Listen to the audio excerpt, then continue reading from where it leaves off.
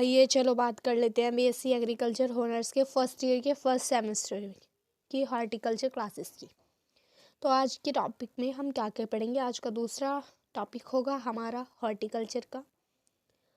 इसमें हम पढ़ेंगे plant propagation of horticulture crops, seed and seed dormancy, sexual method और asexual method, their advantages and disadvantages.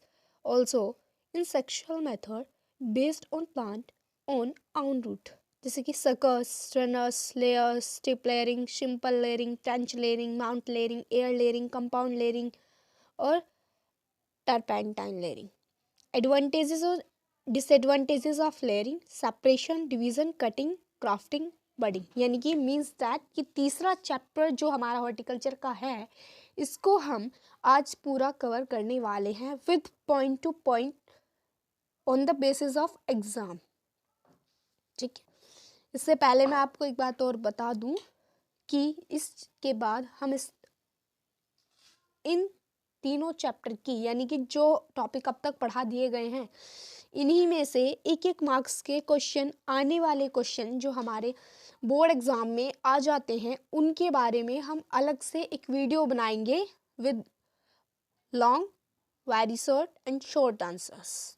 Okay, तो ये वो जो हमारी वीडियो होगी वो हमारी नेक्स्ट वीडियो होगी। अब हम पढ़ लेते हैं प्लांट प्रोपगेशन क्या होता है हमारा हॉर्टिकल्चर क्रॉप्स में। तो देखिए प्लांट प्रोपगेशन होता क्या है। प्लांट प्रोपगेशन जो है ये हमारी सबसे इम्पोर्टेंट एक वर्क। तो क्या होता है प्लांट प्रोपगेशन? प्लांट प्रोपगेशन एक ऐसी प्रोसेस है जो एक प्लांट्स को एक छोटे से प्लांट से एक बड़ा प्लांट, एक न्यू प्लांट क्रिएट करने के लिए काम आती है। एक छोटे प्लांट से एक बड़ा प्लांट क्रिएट करने के लिए काम आती है। यानी कि सिंपल भाषा में हम कहें कि एक न्यू प्लांट क्रिएट करने के लिए, चाहे वो छोटा हो चाहे वो बड़ा हो, किसी भी तरह का प्लांट हो, लेकिन एक नया प्लांट क्रिएट करने के लिए, मान लीजिए कोई भी हमारा एक पेड़ है, इसकी ये स्टीम है, इसको हम काट के यहाँ लगा देते हैं अलग, तो अगर ये इसी की तरह एक बड़ा पेड़ बन जाता है तो वो क्या हुई, एक प्लांट प्रोपगेशन मेथड से हुआ। उसमें हमारे बहुत सारे मेथड आते हैं, उनके बारे में हम 1 by 1 आगे पढ़ेंगे। कुछ लीफ कटिंग से होते हैं, कुछ स्टेम कटिंग से होते हैं, कुछ रूट कटिंग से होते हैं और कुछ और भी बहुत सारे तरीके होते हैं जिनकी कटिंग की वजह से हमारे जो प्लांट प्रोपगेशन मीन्स दैट यानी कि एक नए प्लांट्स को क्रिएट करने की प्रोसेस ही हमारी प्लांट प्रोपगेशन कहलाती है। एक प्लांट, नए प्लांट को क्रिएट करने की प्रोसेस ही, एक न्यू प्लांट हम किसी भी चीज़ से क्रिएट करें उसको ही हम क्या कहते हैं, प्लांट प्रोपगेशन। ये हमारे 2 प्रकार के होते हैं, सेक्सुअल और असेक्सुअल। सेक्सुअल कौन से होते हैं? Is the union of the pollen and egg drawing from the genes of 2 parents to create a new means third individual and also by seed. ये याद रखिए कि ये हमारे ह्यूमन बींग्स की तरह मान लीजिए होंगे, एक सेक्सुअल होंगे ह्यूमन बींग्स की तरह ही, लेकिन 1 पेरेंट। ठीक है, बट क्या है कि ये हमारे बाय सीड होते हैं और ये हमारे बाय वेजिटेटिव प्रोपगेशन होते हैं। It involves taking a part of 1 parent plant and causing to it to regenerate itself into new plants by vegetative propagation. ये क्या होंगे, बाय सीड होंगे। ये किसके द्वारा होंगे, बाय वेजिटेटिव प्रोपगेशन होंगे। इन्हें फर्दर जो है, जो सेक्सुअल है, इसको फर्दर नेचुरली और आर्टिफिशियल में कन्वर्ट किया गया है। नेचुरली होते हैं जो नेचुरली हो जाएं अपने आप, आर्टिफिशियली होते हैं जो हमारी मेहनत के द्वारा हों। ठीक है, जिसमें जो इंसान है उनकी मेहनत लगे, और नेचुरली जो कुछ अपने आप ही हो जाए, ग्रो कर जाए, एक न्यू प्लांट में कन्वर्ट हो जाए। अब इसके एडवांटेज क्या होती हैं सेक्सुअल की? Settling trees are hard and long lived. इसके जो ट्रीज होंगे वो हार्ड होंगे और ज़्यादा लंबे समय तक रहेंगे। Plants which are difficult to propagate, example papaya and phalsa by vegetative method can be only propagated by seed. जो प्लांट्स हैं जो हमारे बहुत ज़्यादा डिफिकल्ट, ऐसे प्लांट्स हैं जिनको प्रोपगेट करना बहुत ज़्यादा डिफिकल्ट होता है, मीन्स उन पे नए प्लांट्स की प्रोसेस करना बहुत ज़्यादा डिफिकल्ट होता है। वो किस किस का होता है? तो पपाया का और एक फालसा का।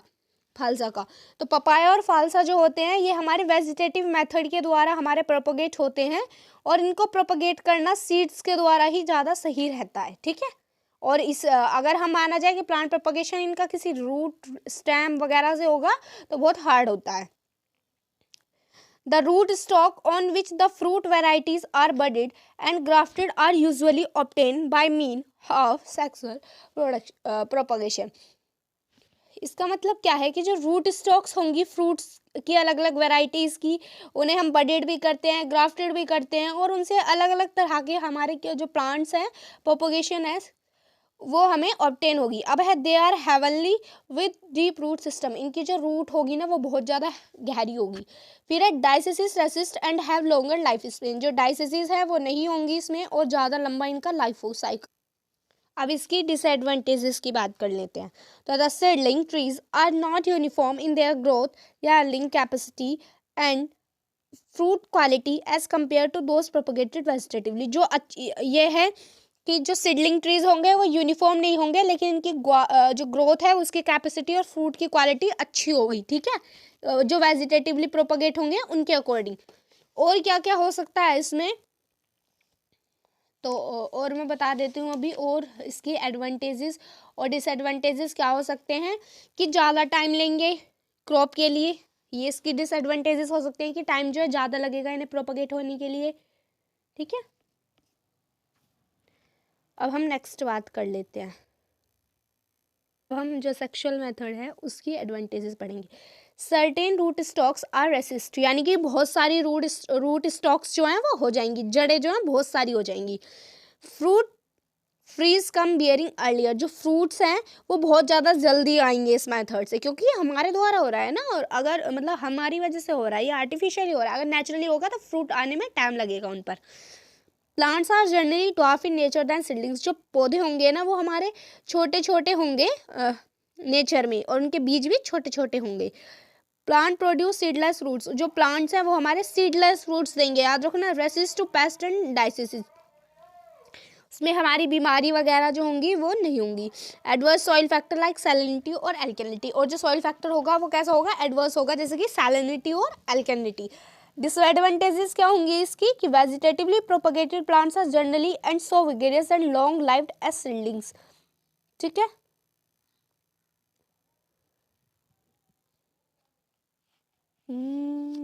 बेटा लंबे समय तक नहीं चलेंगे, और जो हैं ये हमारे बहुत ज़्यादा विग्रेस भी नहीं होंगे. ठीक है, और ना ज़्यादा चलेंगे, छोटे होंगे, ये बात है सिंपल सी. कोई नई नई वैरायटीज़ का इवॉल्व भी नहीं हो पाएगा इस वेजिटेटिव प्रोपगेशन से. This method are more expensive, laborious and time consuming. इसमें इस मेथड में हमारा बहुत ज़्यादा टाइम भी लगेगा और बहुत ज़्यादा हमें लेबर भी चाहिए होगी. अब पढ़ते हैं हम seed. What is seed? Seed, sorry यहाँ पे सीड है SEED. Seed has been defined as a young plant package ready to start growing when required the seed that three basic parts. ठीक है, पार्ट्स है यहाँ पे. क्या है देखो, जो हमारा सीड है ना उसको हम ऐसे डिफाइन कर सकते हैं कि एक यंग प्लांट है, यानी कि एक छोटा सा बीज है, वो बड़ा हो जाता है. ठीक है, वो बड़ा हो जाता है तब वो अपनी ग्रोथ पर आता है. ठीक है, इसे ही हम क्या कहते हैं, सीड की सीडलिंग होना. और देखो मैं बता देती हूँ कैसे. मान लीजिए देखो, सपोज कीजिए ये हमारा सीड है. ठीक है, ये हमारा सीड है. इस सीड से हमारे ऐसे करके रेडिकल बन गए. ठीक है, इसके बाद ये सीड हमारा यहाँ ऐसे इसकी ग्रोथ हुई, एक प्लांट बन गया, रूट हेयर्स होगी इस पे, और उसके बाद एक बहुत बड़ा प्लांट बन जाएगा. ठीक है, तो एक क्या हुआ, पहले हमारा सीड था, उसके बाद रेडिकल निकला, ये रेडिकल है. उसके बाद इसमें रूटिंग हेयर्स होने लगी, उसके बाद ये प्लांट में कन्वर्ट हो गया. तो सीड हमारा बहुत इम्पोर्टेंट रोल प्ले करता है एक प्लांट को ग्रोथ करने के लिए. ठीक है, वो एक छोटा सा रहता है, उसके बाद जब उसमें अपने अकॉर्डिंग वो न्यूट्रिएंट्स लेता है और अपने आप को ग्रो कर देता है. उसमें हमारे 3 पार्ट्स होते हैं, एम्ब्रोए, फूड स्टोरेज एंड टिश्यूज और शीट कोट एंड कवरिंग. याद रखना, एम्ब्रोए, फूड स्टोरेज एंड टिश्यूज और शीट कोट एंड कवरिंग. इस पर क्वेश्चन आ जाता है, बट हमें एग्जाम में, बट क्या आता है सिर्फ इतना ही लिखने के लिए, व्हाट इज सीड डोरमेंसी, या फिर सीड के एक, अगर हमारे लिए एग्जाम में क्वेश्चन आता है तो हमें, अगर हम एग्जाम में क्वेश्चन आता है और ये डायग्राम बना देते हैं तो हमारे जो मार्क्स हैं वो ज़्यादा हो जाते हैं। ठीक है, जो हमारे मार्क्स मिलने की जो क्षमता है वो ज़्यादा हो जाती है एक डायग्राम से, क्योंकि डायग्राम पर क्या, डायग्राम से क्या लगता है कि हाँ भाई इस बंदे को पता है कि क्या है ये पार्ट होता है हमारा टेस्टा। इसके बाद ये पार्ट होता है हमारा एंडोस्पर्म। ये वाली जो लेयर है बाहर वाली, यहाँ पे मान लीजिए इसको हम बोलते हैं एलुइरोन लेयर। ठीक है, याद रहेगा। ये क्या है हमारा कोटिलेडन। ये क्या है हमारा इपिकॉटल। और ये क्या है हमारा रेडिकल। ठीक है, याद रहेगा।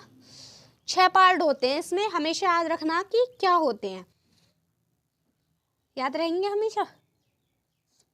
एक सिंगल सीड जो है वो जर्मिनेट करता है और एक अच्छी मात्रा में, एक अच्छी क्वालिटी में हमें प्लांट देता है।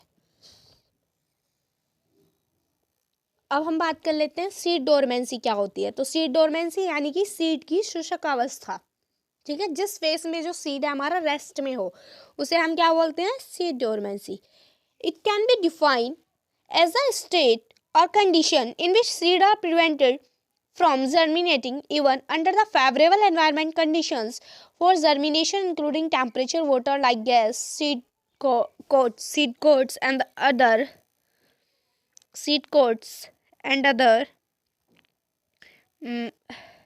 mechanical restrictions। यानी कि इसका मतलब है कि हमारा कोई भी एक सीड है, मान लीजिए हमारा सीड है और इसको फेवरेबल कंडीशंस मिलने के बाद भी अगर ये हमारा जर्मिनेट नहीं कर पा रहा है, उसी कंडीशन को हम क्या बोलते हैं, सीड जर्मिनेट। इसकी फेवरेबल कंडीशंस इसे एनवायरनमेंट से मिल रही हैं, टेम्परेचर वगैरह, लेकिन ये तब भी नहीं उग पा रहा है, ग्रोथ नहीं कर पा रहा है, तो इसको हम क्या कहते हैं, सीड डोरमेंसी, सीड की रेस्ट फेज। ठीक है, और इसको हम एक इस तरह से भी कह सकते हैं कि एक फंडामेंटल प्रोसेस है जिसमें अलग अलग प्लांट स्पीसीज ग्रो करती हैं, एक सिंगल सीड से एक प्लांट बना देती हैं। इस प्रोसेस में हमारी बोथ कॉपी एक कॉमन एग्जाम्पल है हमारा सीड जर्मिनेशन का, is the sprouting of a seedling from a seed of an angiosperm and gymnosperm. ये दोनों हमारे बहुत ज़्यादा इंपॉर्टेंट हैं वर्ड्स, एंजियोस्पर्म और जिम्नोस्पर्म।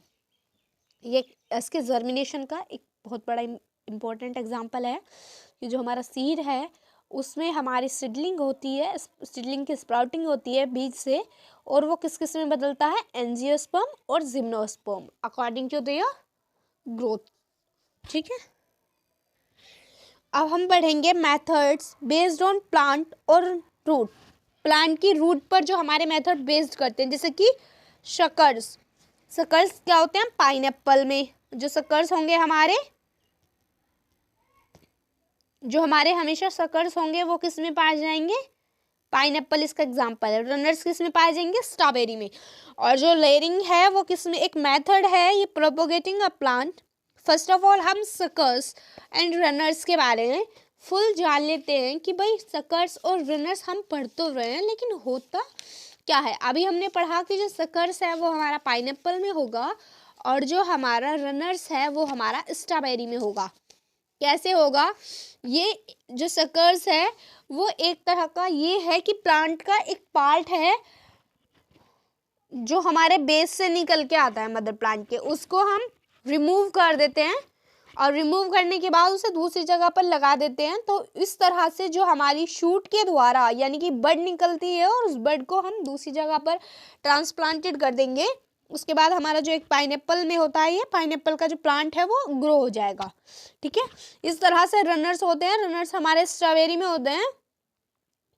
इसमें भी इसी तरह से होगा कि इसकी जो रूट्स हैं ठीक है, मदर प्लांट है तो इसमें जो रूट्स होंगी उन्हें निकाल लेंगे और उन्हें दूसरी जगह पर ट्रांसप्लांट कर देंगे और उससे हमारा क्या होगा, नए पेड़ बन जाएगा। ठीक है, इसके बाद आता है हमारा लेयरिंग। लेयरिंग बहुत इंपॉर्टेंट है, हमारे एग्जाम में बहुत ज़्यादा पूछा जाता है कि व्हाट इज़ लेयरिंग। शकर्स और रनर्स आते नहीं है, लेकिन अगर एग्जाम्पल के तौर पे मैंने इसलिए एग्जाम्पल लिखे हैं कि शकर्स का एग्जाम्पल हमारा पाइनएप्पल होता है और रनर्स का एग्जाम्पल हमारा स्ट्रॉबेरी होता है। पाइनएप्पल यानी कि हमारा शूट की वजह से होता है, एक बड है उसको रिमूव किया, उसको हमने कहीं ट्रांसप्लांट कर दिया, शूट में बड है उसको हमने कहीं ट्रांसप्लांट कर दिया, उसके बाद वो एक बड़ा प्लांट बन जाता है as it mother cell, sorry as it is mother plant. इसके बाद हमारा रनर्स है, उसमें हम क्या करते हैं कि जो हमारी रूट होती है उसको एक पार्ट से निकाल के और अलग जगह ट्रांसप्लांट कर देते हैं और वो रूट जो है वो एक बहुत बड़ी चीज़ों में कन्वर्ट हो जाती है, एक ऐसा मदर प्लांट की तरह। इसके बाद हमारा लेयरिंग आता है जो बहुत ही मोस्ट इंपॉर्टेंट है और जो हमारे एग्जाम में बहुत ज़्यादा पूछा जाता है। A method of propagating a plant in which the shoot is fastened down to form fruit while it is still attached to the parent plant. ये हमारा ज़्यादातर फ्रूट्स में क्या जाता है, और एक मदर प्लांट है, जैसे ये आप देख रहे हैं कि एक मदर प्लांट है, उसी की एक टहनी को स्ट्रेच करके और नीचे की तरफ इस तरह से बोया गया है। ये हमारा प्लांट है, इसी की एक टहनी थी, उसको हमने खींचा और खींचकर इस तरह से बो दिया, इस तरह से ट्रांसप्लांट कर दिया मट्टी में और यहाँ से उसको मट्टी से कवर कर दिया। यही प्लांट हमारा एज इट इज, ये जो हमारा मदर प्लांट है इसकी तरह जब ग्रो कर जाएगा बिल्कुल इसी की तरह, तो ये हमारा ट्रांसप्लांटेड हो जाएगा। तो हमने ट्रांसप्लांट किया था, एक मेथड था लेयरिंग मेथड, उससे हमने इसको ट्रांसप्लांट किया था और इस लेयरिंग मेथड से ट्रांसप्लांट करने के बाद हमारा ये एक मदर प्लांट की तरह बन गया। किससे हुआ था, लेयरिंग मेथड से। मदर प्लांट से अटैच रहते हैं इसमें प्लांट्स, हमेशा याद रखना। फर्स्ट इसका मेथड आता है टिप लेयरिंग। टिप लेयरिंग क्या होता है, टिप लेयरिंग की बात कर लेते हैं कि देखो बता देती हूँ मैं। टिप लेयरिंग, एक ये प्लांट है, इसकी ये पत्तियां हैं, तो ये वाली जो है हमने स्ट्रेच की, इधर करी, ये वाली जो थी ये हमने स्ट्रेच करी और इस तरह से यहाँ पे बो दी, ट्रांसप्लांट के दी, उसके बाद इसको मिट्टी से ढक दिया। तो इसकी जो टिप थी, ये टिप थी, इसको हमने ट्रांसप्लांट कर दिया। इसके बाद ये हमारी ग्रो कर एक बड़ा प्लांट इसी की तरह बन गई। ये हमारा टिप लेयरिंग मेथड होता है। एग्जाम्पल से पढ़ लेते हैं। डिग अ हॉल ऑफ 3-4 इंचेस डिप, 3 से 4 इंच का एक गहरा गड्ढा खोदना है, वही ठीक है, 3 से 4 इंच का एक गड्ढा खोदना है। उसके बाद inside the tip of current season shoot and cover it with soil, वही है, टिप दबा दी 3 से 4 नीचे गहरे गड्ढे में और उसके बाद इसे कवर कर दिया सॉइल से। ये हमारा टिप लेयरिंग हो गया। दिख रहा है इधर एग्जाम्पल, और इधर बहुत इजी एग्जाम्पल जो मैंने बताया है। अगर इसमें समझ में नहीं आ रहा तो इसे आप समझ सकते हैं। ठीक है, नेक्स्ट हम पढ़ लेते हैं।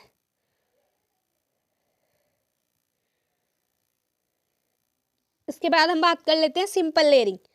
देखो सिंपल लेयरिंग बहुत सिंपल सी बात है। सिंपल लेयरिंग हमारा क्या होगा, सिंपल लेयरिंग में सिंपल ही बात होगी, सिंपल सी बात है। टिप लेयरिंग में तो क्या हुआ था कि एक पत्ती है, उसकी ये टिप जो है उसको हमने नीचे आके ब्यूरिड किया था। इसके बाद हमें क्या करना है, सिंपल लेयरिंग में हमें क्या करना है। देखो सिंपल लेयरिंग याद रहेगा, सिंपल लेयरिंग सबसे इजी वर्ड है। सिंपल लेयरिंग में मान लीजिए हमें कुछ सिंपल करना है, तो ये हमारा प्लांट होगा, सॉरी ये हमारा प्लांट है, ये इसकी एक टहनी है, इस टहनी को ही हम लेके आएंगे नीचे की तरफ को स्ट्रेच करेंगे। मान लीजिए हमारी टहनी है, इसको हम स्ट्रेच करेंगे और इसको बिल्कुल सिंपल दबा देंगे इस तरह से, ठीक है, यहाँ से दबा देंगे इसको सिंपल। इसके बाद क्या होगा, कुछ टाइम बाद इसमें रूट आने लगेंगी, फिर ये इसी की तरह कवर हो जाएगी। इसे 6 से 12 इंच में गड्ढा खोदना है, उस पर उसकी जो एक स्टीम है उसको खींचना है और इसे इस तरह से हमें नीचे की तरफ बांध देना है, ठीक है, कवर कर देना है फिर सॉइल से। सिंपल सी बात हो, सिंपल में सिंपल ही बात होगी और टिप में हमारी टिप की ही बात होगी। अब आता है हमारा ट्रेंच लेयरिंग। ट्रेंच लेयरिंग में क्या होता है, sometimes it is also known as continuous layering. इसको हम कंटिन्यूस लेयरिंग भी बोलते हैं। टेंच लेयरिंग को हम कंटिन्यूअस लेयरिंग भी बोलते हैं, क्योंकि भाई देखो इसमें बहुत सिंपल सी बात कर रहे हैं हम। टेंच लेयरिंग को हम कंटिन्यूअस लेयरिंग इसलिए बोलते हैं क्योंकि यहाँ पर देखो कंटिन्यूअस ग्रो करते जा रहे हैं हमारे, क्यों करते जा रहे हैं इसका भी एग्जाम्पल पढ़ेंगे। This type of layering would be practiced on established shrubs or trees by binding long flexible shoots and vines to the ground, as is done in simple layering by leaving them flat in the trenches. Simple layering में देखो simple था, but क्या करा था, यहाँ से bind करके इसे यहाँ से ऊपर निकाल दिया था, ठीक है। लेकिन जो हमारी ट्रेंच लेयरिंग होगी उसमें हमारा एक पेड़ है, इसकी इस वाली को हम, इस वाली ये जो है इस लेयर को हम स्ट्रेच करेंगे। देखो याद रखना, ये वाली लेयर हमने स्ट्रेच करी और इसको इस तरह से हमने सारी को ब्यूरिड कर दिया, ब्लैक कलर से कर लेते हैं, ब्यूरिड कर दिया, ठीक है। इसके बाद यहाँ पर इसमें सभी में क्या आएंगे, रूट्स आएंगी और अलग अलग प्लांट, ये बहुत सारे प्लांट बनते चले जाएंगे। तो इस तरह से क्या कहेंगे कि कंटिन्यूस होती जा रही है। अब जो हमने ब्यूरिड की वो सारी की सारी ही ब्यूरिड कर दी। इससे पहले हमने टिप की, इसके बाद हमने सिंपल लेयरिंग की तो आधा ही हिस्सा उसका कवर किया। इसके बाद हमने जो फुल एक स्टीम थी उसको स्ट्रेच किया और सारे को ही जो मिट्टी थी उसमें ब्यूरिड कर दिया लंबे जगह तक। उसके बाद वो क्या होगा कि अपने आप कंटिन्यूअस ग्रो करती चली जाएगी और बहुत सारे मदर प्लांट की तरह पेड़ बनाएगी। लेकिन अटैच किससे होगी, लेयरिंग है तो किससे अटैच होगी, मदर प्लांट से, ठीक है। ये हमारी शब्स में ज्यादा की जाती है, किसमें, शब्स में, यानी कि झाड़ियों में की जाती है। जो झाड़ियां होती हैं वो इस तरह से होती हैं, हमने देखा होगा कि झाड़ियां एक साथ बहुत सारी उगती चली जाती हैं, तो झाड़ियों से की जाती है, ठीक है। अब हम नेक्स्ट बात कर, इसके बाद क्या है हमारी माउंट लेयरिंग। माउंट लेयरिंग क्या होती है, ये एप्पल प्लांट्स में ज़्यादातर की जाती है और ये मेथड जो है ये हमारे specially suitable where branches are stiff and difficult to be bent. इन्हें मोड़ना जो है बहुत ज़्यादा डिफिकल्ट होता है, ठीक है। इस वजह से specially in trees which have perhaps outlived their utility due to some type of defect in the branches. इसी की वजह से इसकी ब्रांचेस में कुछ डिफेक्ट आ जाते हैं, इसलिए इसको इस तरह से ना कर कवर कर दिया जाता है। दूसरी ब्रांचेस इन पर लगाकर इनको बीच से काट कर अलग अलग कर दिया जाता है, बट थोड़ा सा पार्ट इनका अटैच रख दिया जाता है प्लांट से।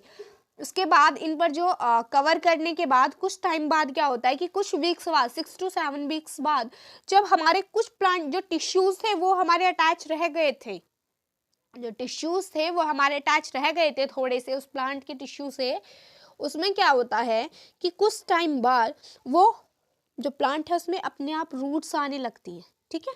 यानी कि इस तरह से चल जाता है वो, तो इसको स्ट्रेच करना डिफिकल्ट होता है। इसके बाद आता है एयर लेयरिंग। एयर लेयरिंग सबसे इंपॉर्टेंट है भाई, बहुत बार क्वेश्चंस में पूछा गया है। एयर लेयरिंग याद रखना सबसे इंपॉर्टेंट है एयर लेयरिंग, और हमें याद करना भी बहुत ज़रूरी है। इस मेथड को हम चाइनीज लेयरिंग, प्लॉट लेयरिंग और मार्कोट और गुटी लेयरिंग भी बोलते हैं। Chinese layering, pot layering, gootee layering और मार्कोट लेयरिंग। मार्कोट सबसे इंपॉर्टेंट नेम है इसका, मार्कोट लेयरिंग भी बोलते हैं। ये बड़े बड़े हाउस प्लांट्स को प्रोपगेट करने में काम आता है, जैसे कि रबर प्लांट और कॉटन प्लांट। रबर प्लांट और कॉटन प्लांट, इनमें हमारा यूज किया जाता है एयर लेयरिंग, ठीक है, बड़े बड़े प्लांट्स को प्रोपगेट करने के लिए। इसको हम कैसे करते हैं, देखो पहले तो हम क्या करेंगे, कोई भी वो होगी प्लांट है उसके एक टिप को काट लेंगे, काटने के बाद उसे साफ करेंगे, उसके बाद उसमें ब्रूस से कुछ न्यूट्रिएंट्स डालेंगे। न्यूट्रिएंट्स डालने के बाद क्या करेंगे,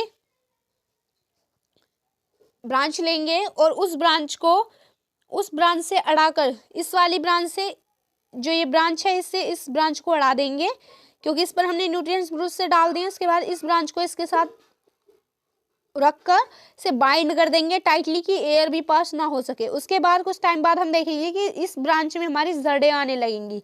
जब इसमें रूट्स आने लगेंगी तो इसे हम अलग ट्रांसप्लांट कर देंगे। ये हमारी एयर लेयरिंग होती है, ठीक है।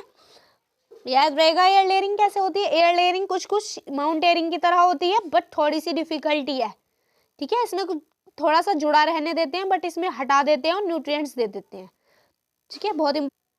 अब जो एयर लेयरिंग है इसकी एडवांटेजेस क्या क्या होंगी? It is rather certain method of including routing, इसमें रूट की इंक्लूडिंग होगी, रूट्स होंगी इसमें, सिंपल सी बात है, तो हमें पता ही है भाई, रूट्स होंगी, बहुत ज़्यादा रूट्स होंगी इसमें हमारी, हमें पता है। इसके बाद क्या होगा, कुछ some plants that control by satisfactory started from cutting, example guava, can be propagate with relative cases from the layers. जो गवावा का प्लांट है वो हमारा इसी रिलेटिव केसेस से उगाया जाता है, प्रोपोगेट किया जाता है लेयर्स की फॉर्म में, रिलेटिव केस फ्रॉम लेयर्स, जिसका रिलेटिव केस किससे है, लेयर्स से, याद रखना।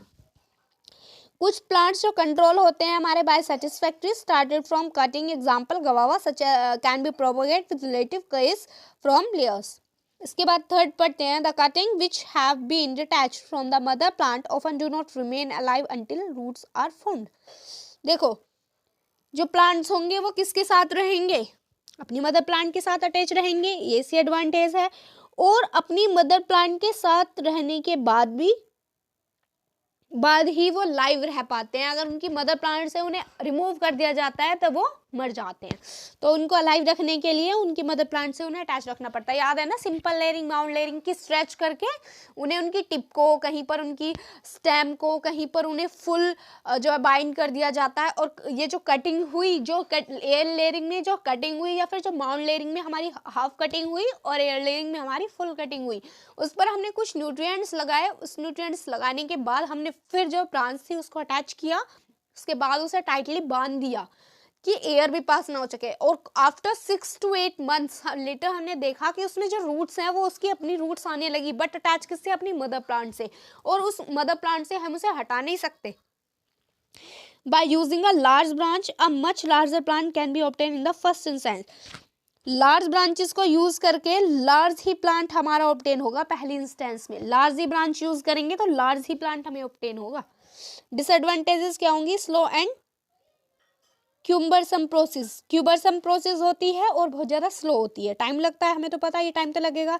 इंटरफेरेंस विद कल्टीवेशन के साथ इंटरफेरेंस होता है। Limited number of plants can be propagate, जो प्लांट्स जो प्रोपोगेट होंगे वो लिमिटेड होंगे, क्योंकि भाई देखो लिमिटेड तो होंगे ही। देखो अगर हमने एक शूट करी है तो भाई एक ही प्लांट होगा, अगर हमने सारी बाइंड कर दी थी, जैसे कि जो हमारे कंटिन्यूस लेयरिंग भी बोलते हैं जिसको हम, और कौन सी लेयरिंग थी वो, कंटिन्यूस लेयरिंग बोलते हैं उसको हम। अगर हम उसमें जो कंटिन्यूस लेयरिंग थी, या फिर कहीं उसका नाम बताइए, उसका नाम था हमारा कंटिन्यूस लेयरिंग का ट्रेंच लेयरिंग थी, उसमें हमारे नंबर ऑफ प्लांट्स जो थे प्रोपोगेट हुए थे, बट अकॉर्डिंग टू बर्ड, एक किसमें, एक मात्रा में थे, वो नंबर्स में थे, नंबर के अकॉर्डिंग इनकी क्वांटिटी थी कि ये बस इतने ही ग्रो कर सकते हैं, ठीक है। रिक्वायर्स मोर इंडिविजुअल अटेंशन, और उसे बहुत ज़्यादा अटेंशन चाहिए होती है भाई, ये जरा सी भी मिस्टेक जो है हानिकारक हो सकती है, हमारे इस मेथड को फेल कर सकती है। तो इस मेथड को फेल करने के लिए हमें बहुत ज़्यादा अटेंशन की ज़रूरत पड़ती है, ध्यान रखना पड़ता है कि कहीं कोई गलती ना हो जाए। इसके बाद हम पढ़ते हैं सेपरेशन, बल्ब्स और कॉन्स विद टू की हेल्प से होती है हमारी सेपरेशन, बल्ब्स की हेल्प से और कॉन्स की हेल्प से।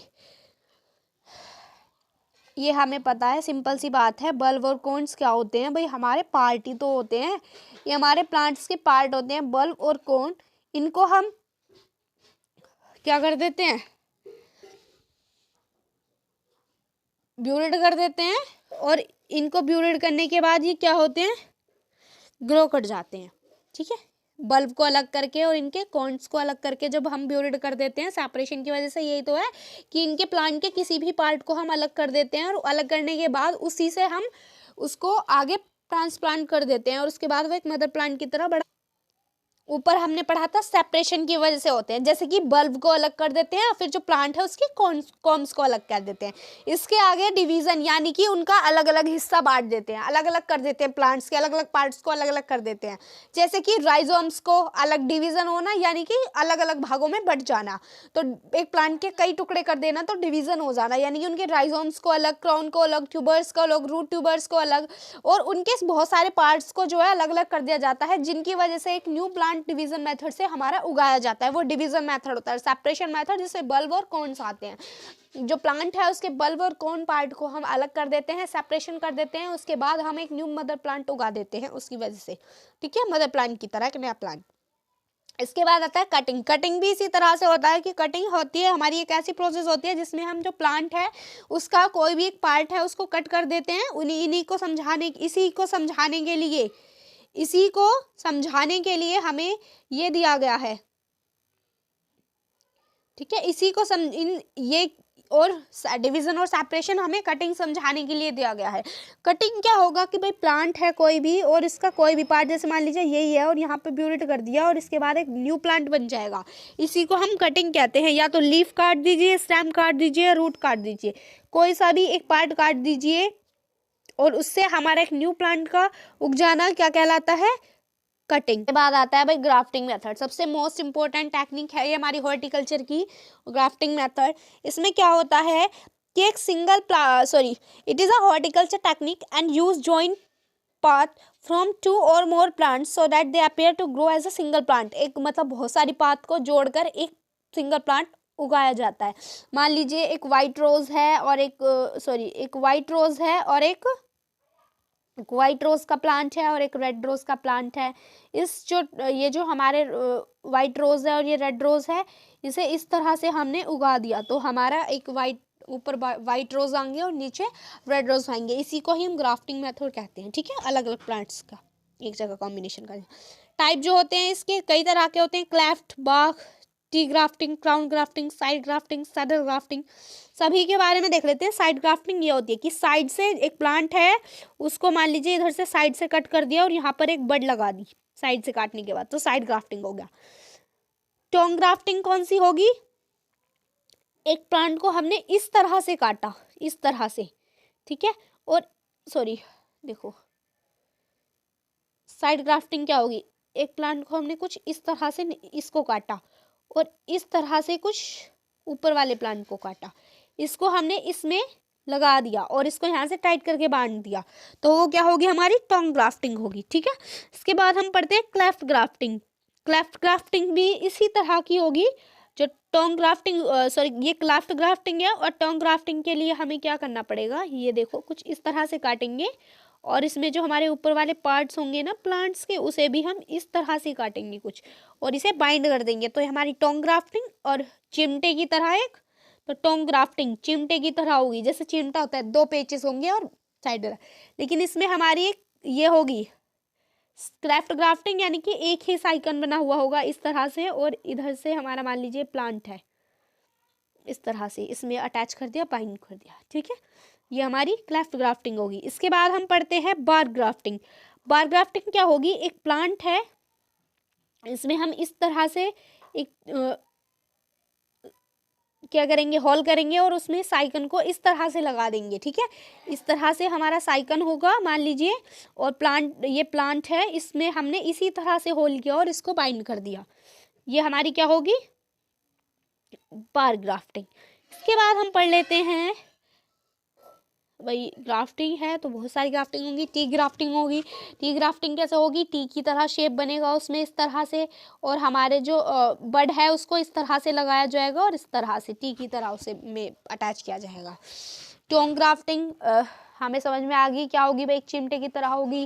क्लेफ्ट ग्राफ्टिंग क्या होगी वो भी हमें समझ में आ गई। इनार्च ग्राफ्टिंग क्या होगी, इनार्च ग्राफ्टिंग होगी हमारी 2 इस तरह से हमारी पेड़ हैं, इनको इस तरह से यहाँ से और यहाँ से काट दिया जाएगा और इनको बाइंड कर दिया जाएगा। फिर तो क्या होगा कि इसके और इसके जो टिश्यूज हैं वो हमारे मिल जाएंगे कुछ टाइम बाद अपने आप और एक नया प्लांट बना देंगे। साइड ग्राफ्टिंग भी पता लग गया, सेटल ग्राफ्टिंग भी पता लग गया। साइड में यानी कि प्लांट के साइड से काट दिया जाए, समझ में आ गया सारी ग्राफ्टिंग। तो ये ग्राफ्टिंग मेथड होता है, ठीक है।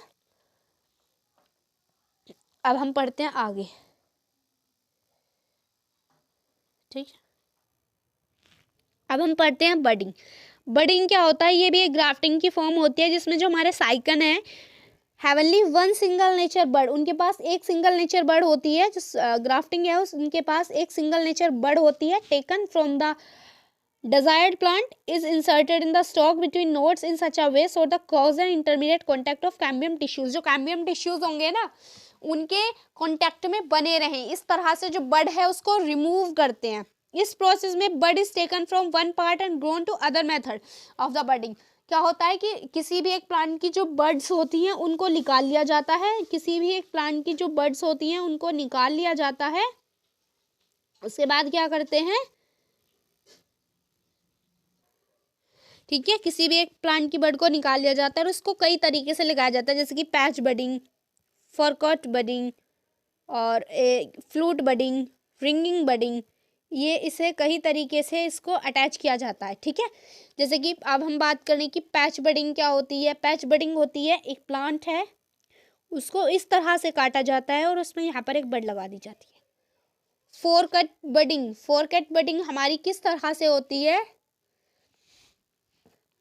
फोरकट बडिंग की भी हम बात कर लेते हैं, ठीक है।